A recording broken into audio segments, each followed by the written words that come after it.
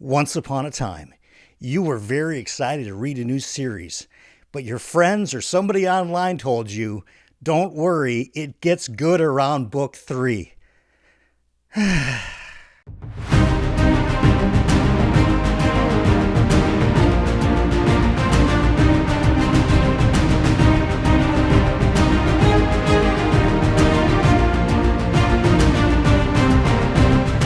Hey, welcome back to BellTube. I'm Brian Bell, and today I want to share with you 10 series that I think grab you right off the bat. They just hook you right in.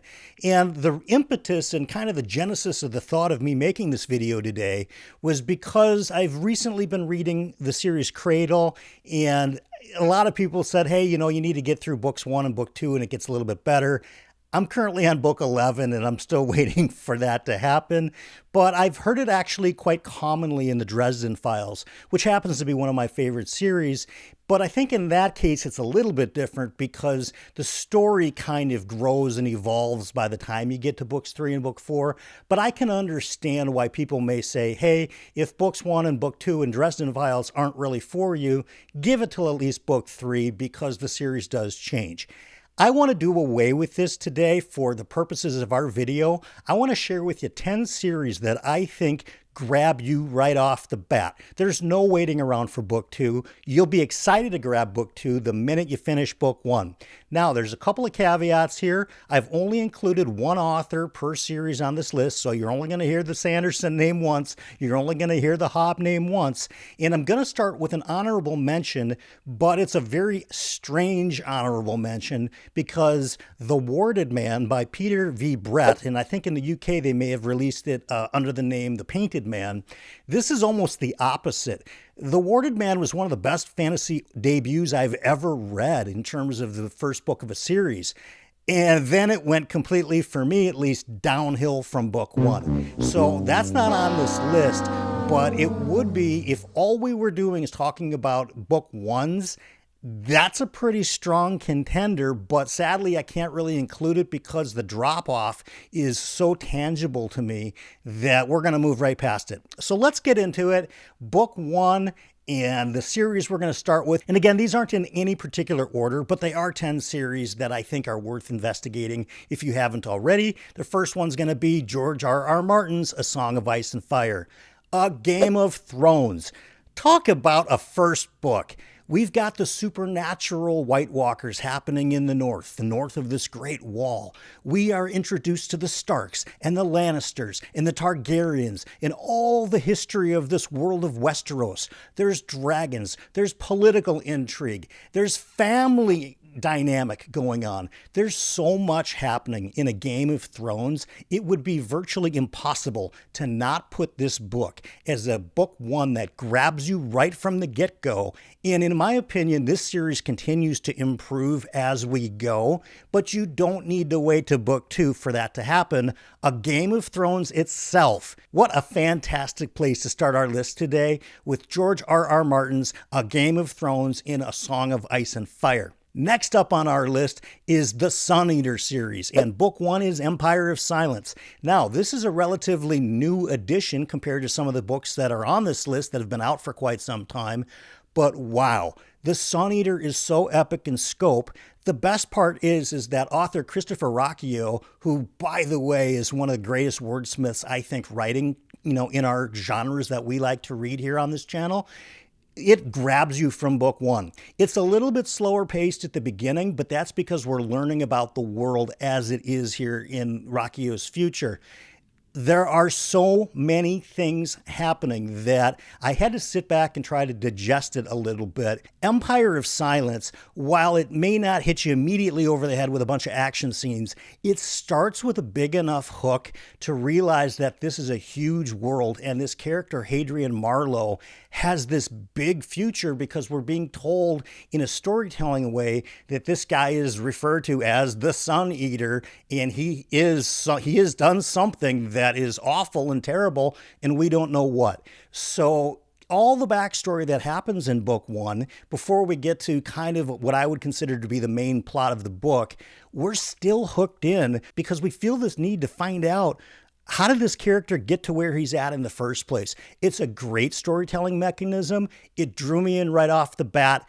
I'm telling you, Sun Eater, what a series. Book 1, Empire of Silence, hooked me right away. Of course, we have to have Brandon Sanderson on this list, and to some degree I was torn a little bit between including either the Mistborn series or the Stormlight Archives, and I decided to go with Stormlight Archives mainly because the scope of what we're talking about here is just so much bigger, and yet it still is able to hook you in right off the bat. Of course, there's 4 books out in the Stormlight Archive right now. It's a universally acclaimed series. If you go to Goodreads, you'll find that I think the second book, Words of Radiance, is one of the highest rated books on the platform. But The Way of Kings starts us off into this, magnum opus, so to speak, of Brandon Sanderson's work that just draws you in. You need to learn about these characters. You want to know about Kaladin. You want to know about Shallan. You want to know about the magic system. If you have read any Sanderson books before, you know there's going to be some kind of an interesting magic system that you've yet to learn. And there's a draw to that. This book is incredible.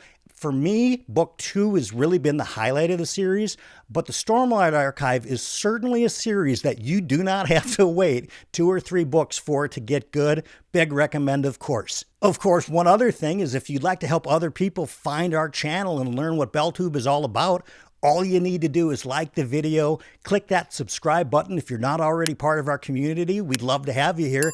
And if you hit that post notification bell, it'll let you know when I drop a video. Thanks so much for doing it. It truly does help other people find the channel. Our 4th entry on the list today, The Gentleman Bastards by Scott Lynch. I love The Lies of Locke Lamora for all kinds of reasons. I love a great scoundrel character. I love a heist story. I love the bromance that happens between him and Jean. I love the backstory that we get through a series of flashbacks that inform us why Locke Lamora is Locke Lamora. It hooked me right from the beginning. Now, I will say, in my humble opinion, the order of the books that I prefer them in for this Gentleman Bastard series so far is I like book 1 the best, book 2 kind of second best, and book 3 third best. I am very optimistic for book 4. I do believe it'll happen this year. If not this year, then certainly next year. I have a lot of faith in Scott Lynch with this series. The man is brilliant. He's a great plotter and an outliner of where he wants to take us as a reader. And I have full faith that the series is going to wind up as one of my all-time favorites. It kind of already is, although it isn't finished. But for the purposes of our list today, The Lies of Locke Lamora, book 1 in the Gentleman Bastard sequence. Holy cow, did that pull me in right off the go. 5th series we're talking about today is the Greenbone Saga. I love Fond du Lee's Greenbone Saga. I love the opening book, Jade City. We are introduced to the country of Kikon. We are in Janloon City. We are meeting these clans. We're learning about family dynamics. There's a whole outlaw kind of organized crime feel to it, although it seems like these clans are very important to the running of the country. They're not just outlaws. They're key to the functionality of Janloon. They're key to the functionality of the world itself. And wow, Jade City hooked me in. I could feel the grittiness of the city. The restaurant where the first scene takes place, I loved the name of it. Some of you guys know I have a hospitality background. And just the fact that Fond du Lee named this restaurant the Twice Lucky, to me, right off the bat, I was like, all right, she understands what a cool restaurant name is. But wow, we learn about the interactions between these family dynamics. We learn who's getting along with who. We learn about the different characteristics of clan to clan, and within the clan, the different roles that everybody plays. And then we learn about this jade magic, which is kind of a hard magic system meets soft magic system, because while there are clear rules that would sort of define it as hard magic, the way that it's presented to us is kind of in a soft way. There are many people on BookTube that will tell you that this could just be a work of fiction. The jade is kind of a bonus and the magic is kind of an action sequence bonus. And I think to some, extent they're a little bit right. But for me, I love the introduction of the fantastical, and the jade magic is really cool, particularly for people who wear it that shouldn't be wearing it, or for people that abuse it. So it does add a different depth. But for the purposes of our video, Jade City, does that hook you in right off the bat on Greenbone Saga? 100% yes. Go read Jade City if you haven't read it yet. Of course, we can't have this list without one of the most seminal works. It's important in our lifetime. There's probably never going to be another series like that, and it's Harry Potter. Harry Potter and the Sorcerer's Stone. For those of you that are watching today, there's probably a lot of you that grew up with Harry. Maybe you were in 5th grade when Harry Potter got that letter and got that invitation to Hogwarts, and you grew up with him. Maybe you're like me and you're a little bit older and you read it in your 20s or your early 30s or whenever you read it. I promise you, we won't see something like that again in our lifetime, where people are out there at midnight waiting for book 7 to come out. That was just incredible. But if you think about what happens in book 1, talk about a hook. We meet Harry. We meet the Dursleys. We meet Hagrid. There's this crazy scene at the beginning with Voldemort. Oh, no spoilers. Sorry, Harry's an orphan. I hope I haven't ruined a 25-year-old series for you. But then we're introduced to Diagon Alley, and then we get to Hogwarts, and we meet Ron, and we meet Hermione. And if you think about all that happens in book 1, for as relatively short of a book that it is incredible. The final book in the Wheel of Time, the last battle sequence, is actually a larger page count and a word count than the entire book of Harry Potter and the Sorcerer's Stone. Think about how much drama and how many memorable moments happened right off the rip in that book 1. You got to include it. Harry Potter and the Sorcerer's Stone grabbed me from book 1. Loved every book in the series. One day maybe we'll do a deeper dive into Harry Potter because I love the whole wizarding world and I talk about it all the time. I have a very good sense of where I think other booktubers are as far as house sorting goes. You know, that might be an interesting video. Maybe I'll do a video where I sort everybody and yeah, there'll probably be some kind of a hat. So anyway, maybe we'll look forward to that. Let's move on. The next series that I want to share with you is the Hyperion Cantos, and that is book 1, Hyperion itself. This is science fiction, and it's an interesting series because they can be read as standalones, but I've decided to take it all the way through the 4 books. I'm just about to start book 3 next month, but Hyperion brings us into a world right off the go in chapter 1 where you need to be kind of concentrating and paying attention because there's a lot happening. There are tech words that you don't understand right away. There are stories that are happening. This is told, maybe you've heard this before about Hyperion, and I apologize if you already have, but Hyperion is a tale of pilgrims going to the planet Hyperion, and on the way there, they're sharing with each other the intent and the purpose of what they're making a pilgrimage for, because they've heard these tales that there exist these things called time tombs, and within the time tombs is this creature, this entity called the Shrike, who has the power to grant wishes. And so these 7 pilgrims are sharing their individual stories on their trek to the time tombs of Hyperion. What a cool entry way to start a series. You can read this as a standalone. I did for a long time. I read book 2, The Fall of Hyperion, last year, and while I didn't like it quite as much as Hyperion, I appreciated it for what it is.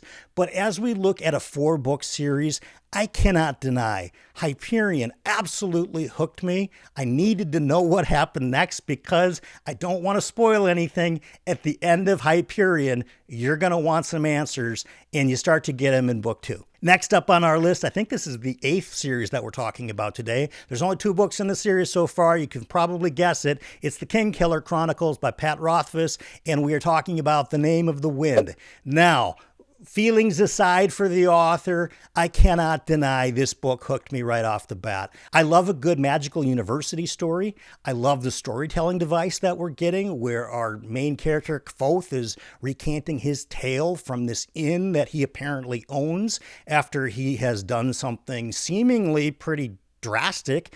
I mean, the series is called Kingkiller Chronicles. We don't even really know why yet, but I can't deny that this book 1 for me introduced, for one, some unbelievable writing. You can tell sometimes by reading a paragraph even that the author knows what they are doing when it comes to crafting words and when it comes to crafting sentences and when it comes to developing our imaginations word by word. I think Rothfuss does an incredible job here. I don't know if the series will ever get finished, but I know that The Name of the Wind, for the most part, is pretty universally acclaimed. There are some people who are maybe more okay on it than greatly in love with it, but I think that there's a reason that people have been waiting for book 3 as long as they have, and anxiously so. It hooks you in. We need to know more about what's going on with this character. It's a strange thing because we don't know why Kvothe is where he is right now, and to me that's a hook. I want to know kind of what's going on. It's a little bit similar in the same style that we were talking earlier about Sun Eater, where we've got this character who's recanting a tale, but we don't know why they are where they are right now. Name of the Wind absolutely does that. It's a really interesting magic system, but that's really not what did it for me. It's just the journey of Kvothe, and I want to learn more about where he's going. I really do hope book 3, Doors of Stone, comes out sometime. I don't know if it ever will, but for the purposes of this list, for series that grab you right off the bat, this one certainly did. I liked it quite a bit better than The Wise Man Fear, which is book 2. But Name of the Wind, undeniably for me, got its hooks in me right off the bat at book 1. Now, we have to talk about the Queen of Fantasy herself, Robin Hobb, Realm of the Elderlings. All right, so where do we start with this? If you've watched my top 10 fantasy series video, you'll know what I think of Realm of the Elderlings. Maybe I'll put a link in the description at the end of this video for that. I'm going to, for simplicity's sake, just do Assassin's Apprentice as the first book because it is really the first book in the Realm of the Elderlings. Are there other trilogies within this, 16 books that are probably have a better book 1? Yes, but I think that if you really don't like the Farseer trilogy, you're probably going to need to get talked into Live Ship and moving forward from there. I loved Assassin's Apprentice. To me, it really read differently than I thought it was going to be. I didn't know enough about it because I read it kind of maybe when the series first came out or pretty shortly thereafter. I didn't really know this thing was going to be a 16-book series, so I didn't have to have anybody tell me, hey, just wait till you get to the Live Ship Traders because that's when it really takes off. No, for me, the story fits starting as a boy and becoming this assassin's apprentice, essentially, like the book says. That was good enough for a start. And I was just so drawn into the fact that here's this kid moving into a castle that's got secret passages, and he's learning about these different methods of poisoning and the skill and a magic system called the wit and how he bonds with animals and animal companions. I mean, it really did have everything that I was looking for in a book 1. Assassin's Apprentice, Robin Hobb, Queen of Fantasy, The Realm of the Elderlings, book 1 of the Farseer trilogy, had its hooks in me right off the bat. Undeniably a great book 1. If you've watched the channel a lot, you know I'm a big fan of this one. This is our 10th series we're talking about today, and it is Sandman Slim, the self-titled book from the series Sandman Slim by Richard Kadrey. This is urban fantasy. I've talked about it. This is a guy who gets sent to hell, yep, the real hell, by his friends that he thought were friends at least, but they really weren't. He escapes, and now he's looking for revenge. What a cool urban fantasy setting. The guy wakes up burning in a garbage heap because he just got out of hell and he's the first guy to ever do so. Talk about a hook, right? This guy wakes up on fire and in a ton of garbage and rubbish, and he's amazed that he's even on Earth, and his only motivation is to find the people that put him in hell, get revenge, and figure out how to go about living his life, because he spent the last 11 years in hell working back and forth between being like a gladiator in hell's arena, where he graduates apparently to becoming the devil's himself's hitman. Talk about a hook, right? I didn't need to wait to book 2. I didn't need to wait to book 3. Sandman Slim hooked me from book 1. I recommend this all the time. I recommend it for you guys too. If you like urban fantasy, if you're not afraid of an anti-hero like James Stark certainly is, book 1's a great place to start with Sandman Slim. And that's going to bring us to our one for the road today. And that's going to be a short one, but it's an important one. And it's called Putting Your Best Foot Forward. These series all put their best foot forward. we don't have to wait around. And in life, I think it's a really good idea when you can to realize that whether you are meeting somebody for the first time, or maybe you're having a business meeting for the first time, or maybe you're going to a class for a first time and you're meeting classmates, the sooner you can put your best foot forward, the better it is. Because we've all had people in our lives that we've been told, hey, you know, they're kind of such and such a kind of a way. Once you get to know them, you'll probably like them a little bit better. And honestly, that seems like a lot of work, kind of like some of the book series, right? So when we can, let's try to put our best foot forward, give the world the best impression of ourselves that's reasonably possible, and make life easier for ourselves and for the people around us. That's my list for today. Let me know in the comments what you think are the greatest book ones of series that you think just hooked you in right off the bat, that you couldn't wait to get to book 2 because you needed to know what happened. I'm really interested to hear from you. Don't forget to subscribe if you haven't already. We have a lot of fun over here at BellTube. And of course, like we send you off every video, here's your fortune.